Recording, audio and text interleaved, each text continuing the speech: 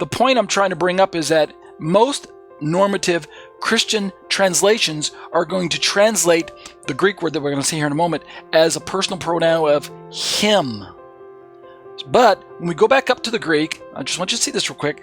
When we look up that word that's him, right, it doesn't see him or know him or anything like that. It's the Greek word that we looked at earlier. It's auta. It's Strong's number 846, which is a root word that simply can be translated as he, she, or it, depending on the antecedent noun. Remember, a pronoun is linked to a noun.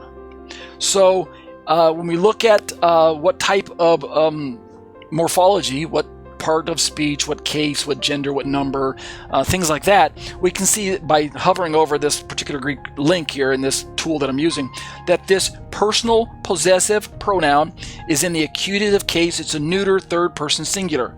Notice it's neuter. Go back to that little table I looked at earlier. Neuter on the far right, singular, nominative, meaning the subject noun, and it's auta in the neuter. Well, this corresponds with what we're looking at here. It's a possessive pronoun. It's personal possessive, and it's in the accusative case, right? Meaning, way down here it's in the accusative. Auta, the accusative is the object, and but notice that it's in the neuter case. Now, why is it in the neuter case? It's because the pronoun in the Greek, in the gender, must agree with the antecedent noun that the pronoun is pointing to. In this case, pneuma is the subject. It's in the accusative, but this spirit is also in the neuter. It's also in the neutral or the neuter. And so I believe that that's going to help us understand why a passage like John 14:17 has he here, but technically, if you look at, say, John 14:17 out of the Jehovah's Witnesses version, it reads, "The Spirit of truth which the world cannot receive because it neither sees it nor knows it." Notice they translated it, instead of sees him or knows him, they translated neither sees it nor knows it.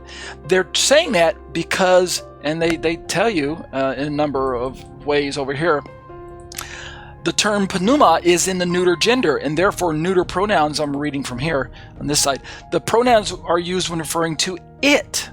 The Greek word has a number of meanings. All of them refer to that which is invisible to human sight and gives evidence of force and motion. But the point is, we already know that their theology is that the Holy Spirit is not a he, he's an it.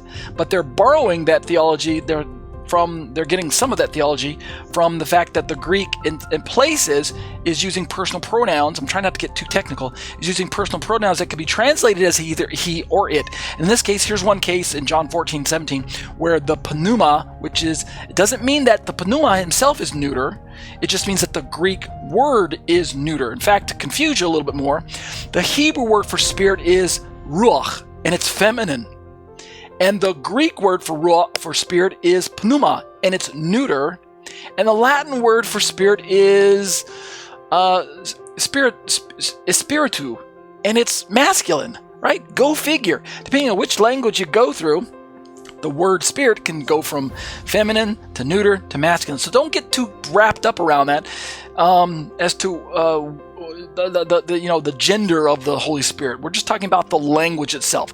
But it's worth noting that in other passages, and I think I'll leave off with this. It's worth noting that in other passages, so I'll give you this little teaser.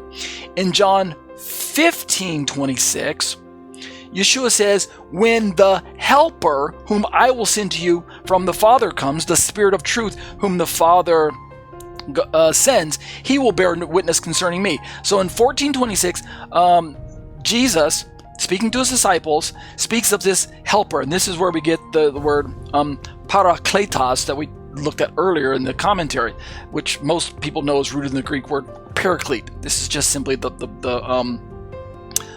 form that it shows up here in the Greek.